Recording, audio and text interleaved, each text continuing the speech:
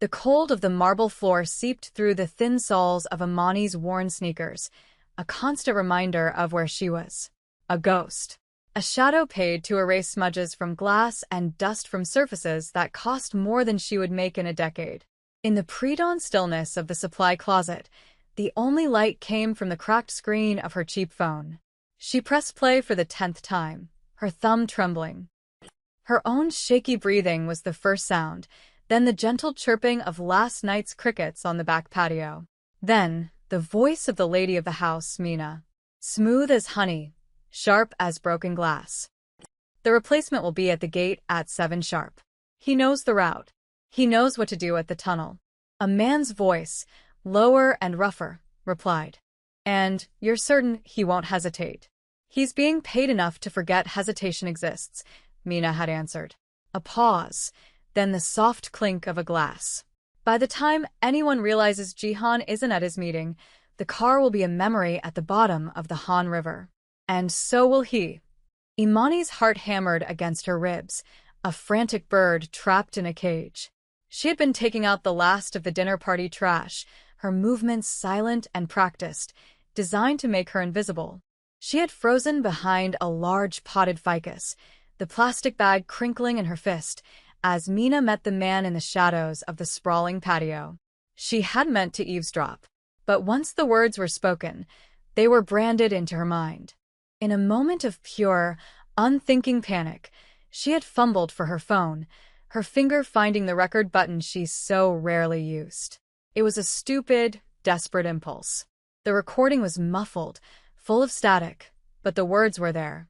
Unmistakable. She glanced at the time on her phone. 6:48 a.m. 12 minutes. Her shift was over.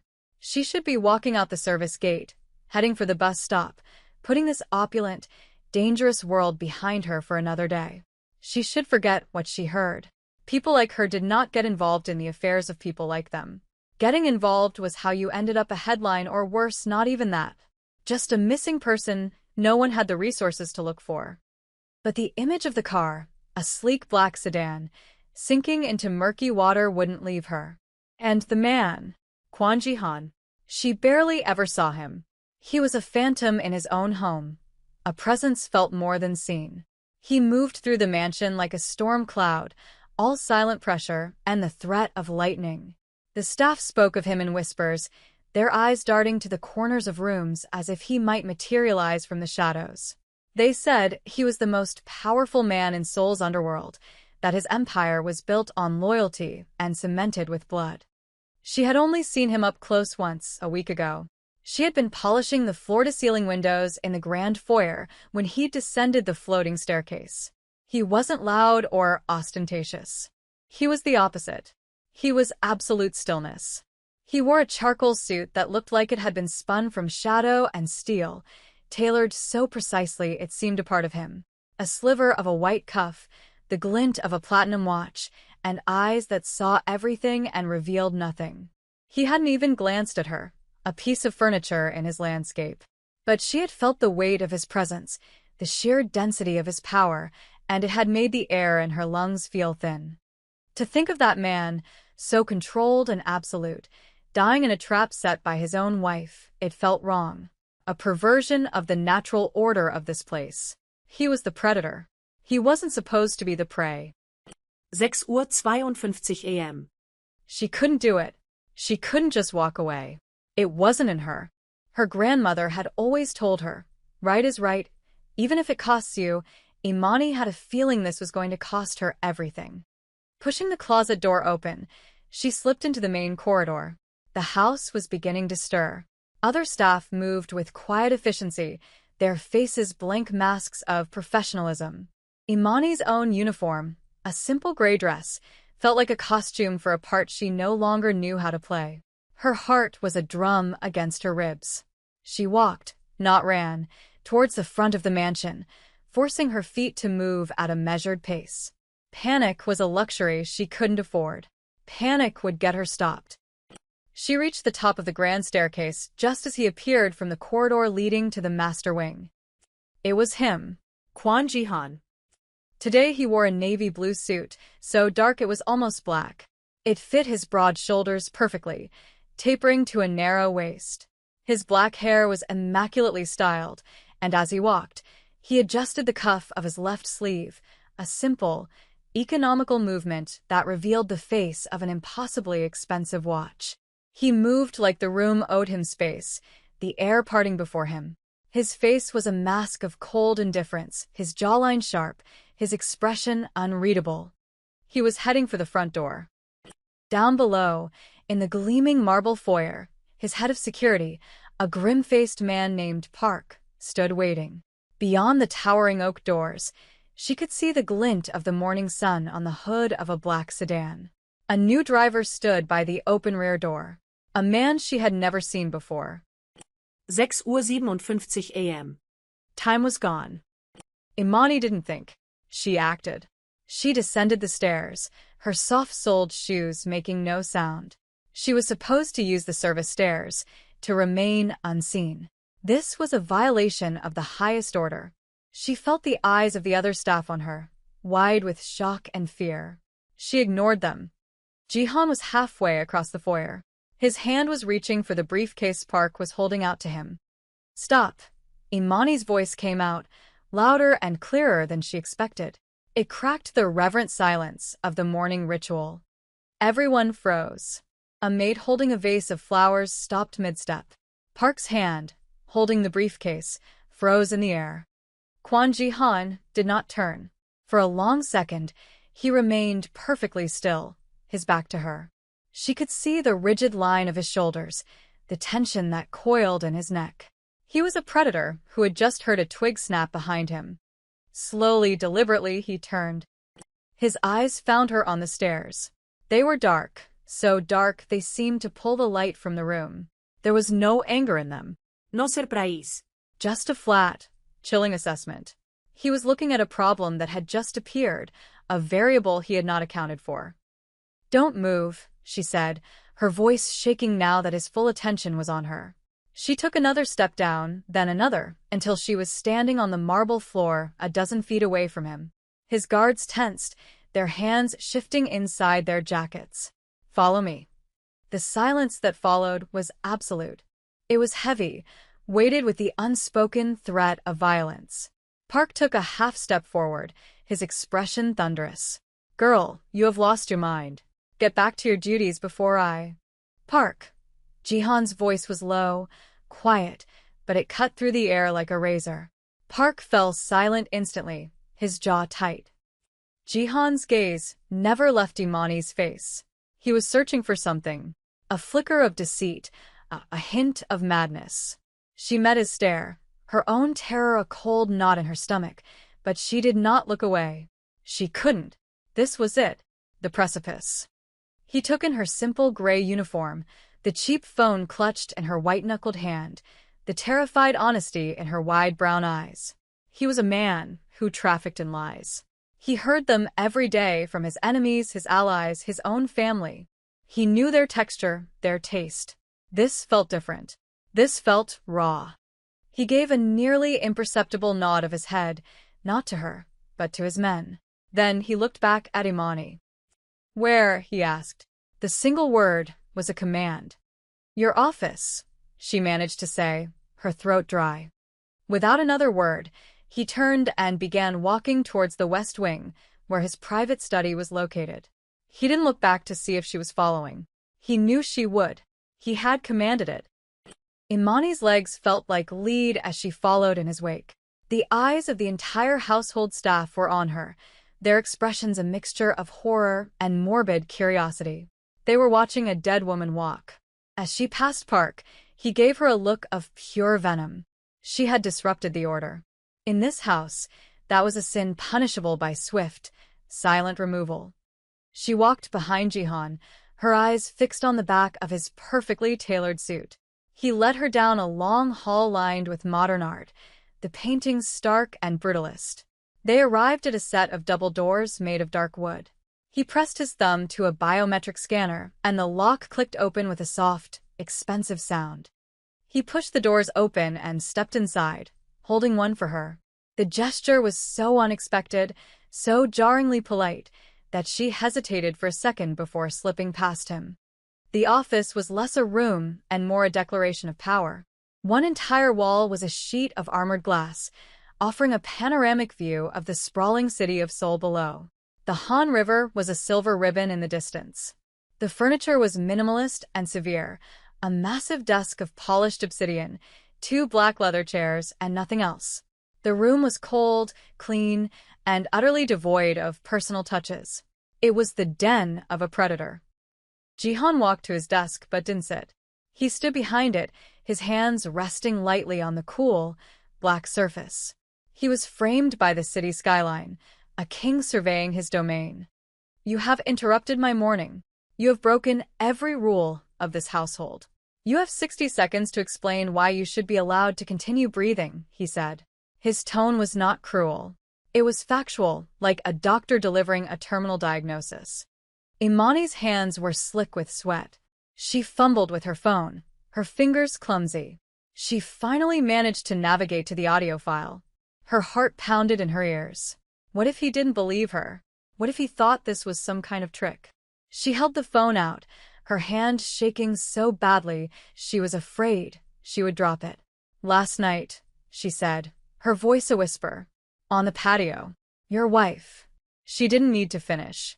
She pressed play. The tinny, distorted sounds filled the sterile silence of the office. Her own breathing, the crickets, and then Mina's voice, clear and venomous. "The replacement will be at the gate at 7 sharp. By the time anyone realizes Jihan isn't at his meeting, the car will be a memory at the bottom of the Han River." As the recording played, Imani watched Kwon Jihan's face. It was like watching a glacier. Nothing moved. His expression did not change. His posture remained relaxed. But she saw it. A flicker, deep in his dark eyes. A tightening of the muscle in his jaw, a subtle, barely there clench. It was the only sign that the words were landing, sinking into him like shards of ice. The recording ended. The only sound was the hum of the room's climate control. Imani stood there, her arms still outstretched, the phone feeling like a lead weight. She had done it. She had delivered the message. Now, her fate was entirely in his hands. He was silent for a long time. He looked from her phone to her face, his gaze analytical, searching. He was recalibrating his world around this new, impossible piece of information. The betrayal was one thing. The source of the warning was another. A cleaner. A girl who should be invisible, who should have no loyalty to him whatsoever. "What is your name?" he asked, his voice still unnervingly calm. "Imani," she breathed. "Imani," he repeated. He said her name differently than anyone else had. Not soft, but with a strange precision, as if he were cataloging it, filing it away. He looked past her, towards the window. He checked his watch. 7:05 a.m. He reached for the phone on his desk, a sleek black device that looked more like a weapon than a communication tool. He pressed a single button. "Park," he said into the phone. "Who is driving my car?" A voice crackled on the other end. "The replacement, sir." Hans Nebel. "Han is ill today." Jihan's eyes, cold and hard as obsidian, met Imani's across the room. "Tell him to proceed. But he drives alone. Tell him to take the usual route to the Gangnam Tower. Do not tell him why. Just give the order." He listened for a moment. Yes. Alone. He ended the call and placed the phone back on the desk with a soft click. Then he walked to the window, his hands clasped behind his back. He stood there, a formidable silhouette against the morning light, and waited. Imani didn't dare move. She didn't dare breathe. She was trapped in the quietest, most terrifying room she had ever been in, waiting for a verdict she couldn't begin to comprehend. He hadn't thanked her. He hadn't threatened her. He had simply tested her claim. They stood in silence for 3 minutes that stretched into an eternity. Imani watched his back, the sheer, immovable stillness of him. He was watching the ribbon of road that led away from the estate. Then, in the far distance, a plume of black smoke billowed into the clear morning sky. It was followed, a second later, by a deep, guttural boom that vibrated through the armored glass of the window, a tremor she felt in the bones of her feet. The car was gone. Kwon Ji-han did not flinch. He did not react at all. He just continued to stare at the pillar of smoke for a long, silent moment. The proof. Indisputable and final. That was the moment everything changed. Slowly, he turned away from the window. The cold mask of indifference was gone. In its place was something far more frightening. A stillness that was not calm, but coiled. The quiet of a predator whose territory had been invaded. His eyes found her, and for the first time, she felt he was truly seeing her, not as a cleaner, not as a problem, but as the one, single, inexplicable piece on the board that had not moved as expected. "You will not be leaving," he said. It was not a request. It was a statement of fact. He walked over to an intercom on his desk. "Park. Lock down the estate. No one enters or leaves without my direct authorization. Find my wife. Find the man she was with. And bring the girl, Imani, to my private wing. She stays with me." He had saved her life by believing her. She had saved his by warning him. And in doing so, she had chained herself to him. The invisible girl was now the most visible person in the house, a house that had just become a gilded cage. The days that followed were a blur of surreal tension. The mansion, once a place of quiet, orderly routine, became a fortress humming with barely suppressed violence. Men in dark suits, their faces grim and their movements economical, swept through the property. They were Jihan soldiers, his personal army, and their loyalty to him was absolute and terrifying. Imani was escorted to his private wing, a section of the house she had never been permitted to clean. It was as minimalist and severe as his office, all clean lines, dark woods, and shades of gray and black. There were no photographs, no clutter, no signs of a life lived. It was a space designed for control, not comfort. She was given a guest room that was larger than her entire apartment, with a bed that felt like sinking into a cloud and a bathroom carved from slate. It felt like a prison cell furnished by a billionaire. She was a ghost of a different kind now. Not invisible because of her station, but because she was hidden. She saw no one but Jihan and, occasionally, his head of security, Park, who now looked at her with a grudging, resentful respect. Jihan was a constant, unnerving presence. He worked from a living area in the wing, a phone perpetually at his ear, his voice a low, lethal murmur of Korean. He was dismantling his wife's world, piece by piece. Bank accounts were frozen, her family's business interests suddenly besieged by regulatory issues, her friends and associates brought in for quiet, terrifying conversations. He was a master of this dark game, moving his pieces with surgical precision. He mostly ignored Imani, but she felt his awareness of her at all times. She would be reading a book on a sofa, and she would feel his eyes on her. She would look up, and he would be staring, his expression unreadable, before his gaze flicked back to his work. One evening, he was standing by the large window, looking out at the city lights. He had been still for almost an hour. Imani was curled in an armchair, trying to pretend she was somewhere else, anywhere else. "It was an arranged marriage," he said suddenly, his voice quiet in the darkened room. He didn't turn around. "A merger of two families, two empires. I did not expect love. I am not a fool. But I expected loyalty. It is the currency of my world. The only currency that matters." He finally turned, and in the dim light, she saw the cracks in his armor. It wasn't sadness. It was something colder. The sting of a profound miscalculation. She had everything. This house. A name that commanded respect. A life of absolute luxury. I gave her an empire to be queen of. And she tried to have me killed in my own car, like a common street thug. He walked over to a small, discreet bar and poured 2 fingers of whiskey into a heavy crystal glass. He swirled the amber liquid, the ice clinking softly. "This is not the first time a woman's betrayal has cost me," he murmured, almost to himself.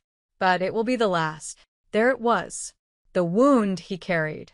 She didn't know the details of the first time, but she understood now that his wife's treachery was not just an attack on his life, but an echo of a past failure.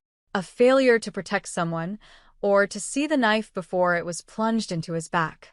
His obsession with control, his coldness, his fortress of a life, it was all a defense against this specific vulnerability. He looked at her then, his eyes sharp. You. Why did you warn me? You owe me nothing. Your life would have been simpler if you had walked out that door. Imani met his gaze. I don't know, she said, and it was the honest truth. It wasn't right. He stared at her for a long moment, a flicker of something unreadable in his eyes. He seemed to find her answer both insufficient and deeply compelling. He didn't believe in right. He believed in leverage, debt, and power. Her simple, inexplicable morality was a foreign language to him, and it made her different from every other person in his orbit. The next day, the danger escalated. A message was delivered. Park brought a small, lacquered box to Jihan.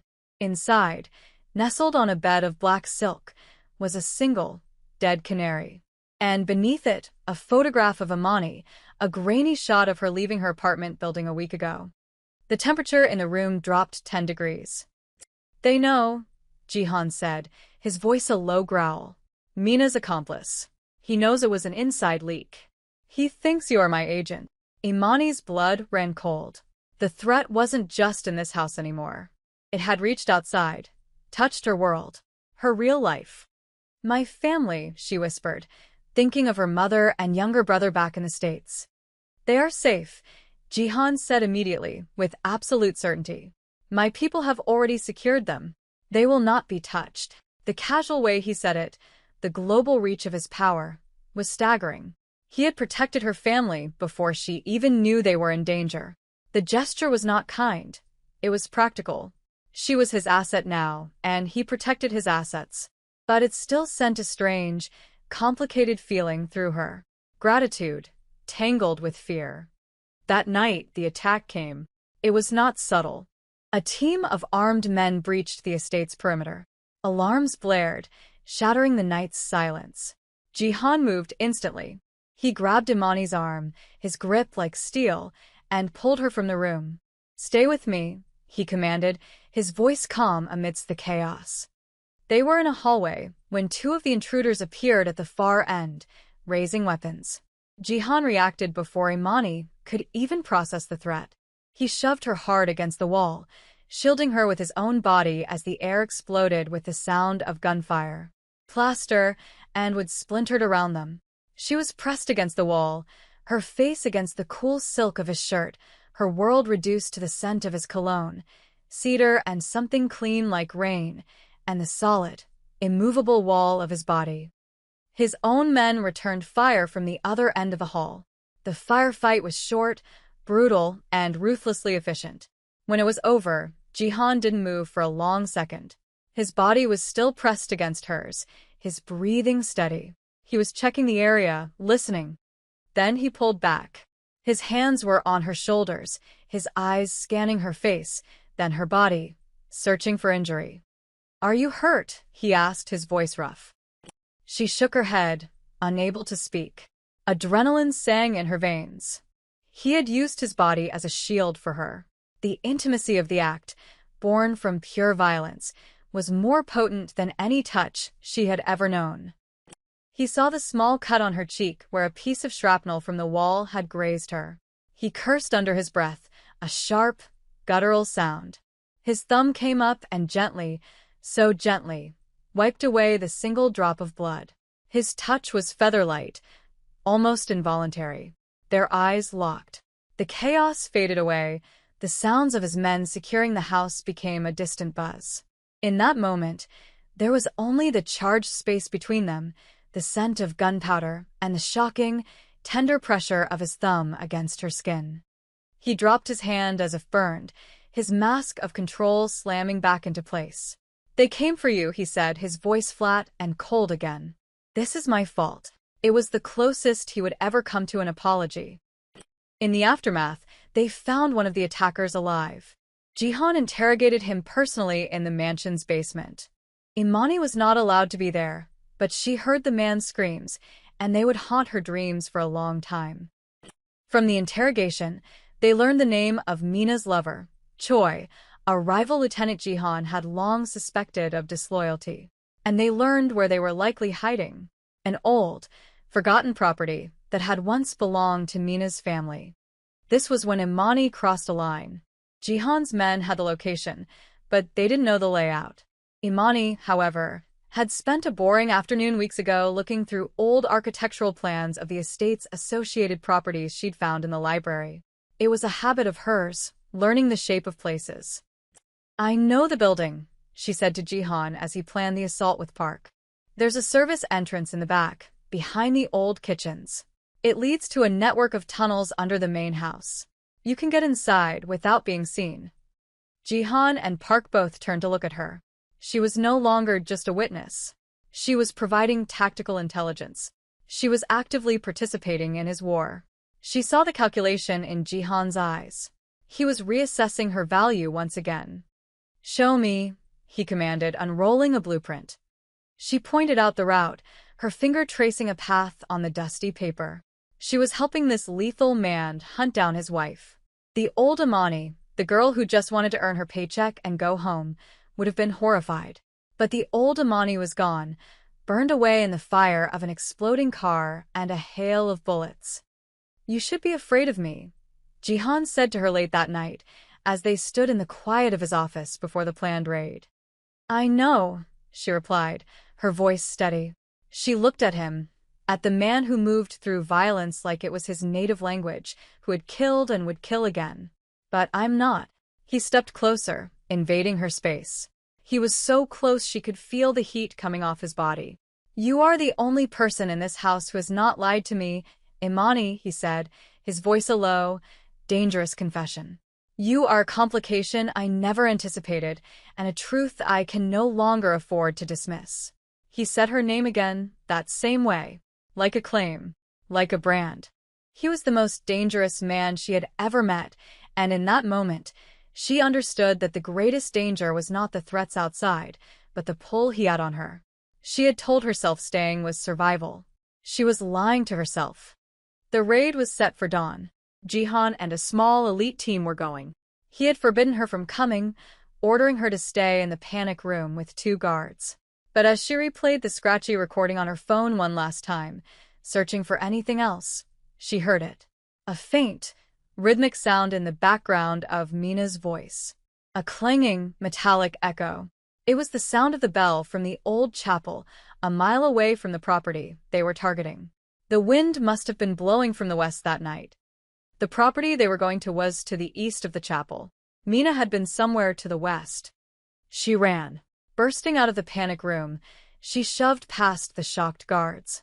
She found Jihan as he was about to get into an armored SUV.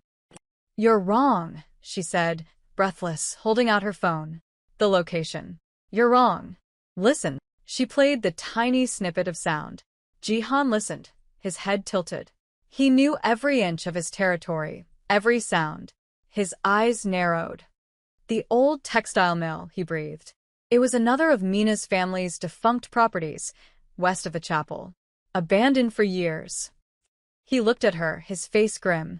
Her intelligence, her attention to a detail everyone else missed, had just saved his men from walking into a trap.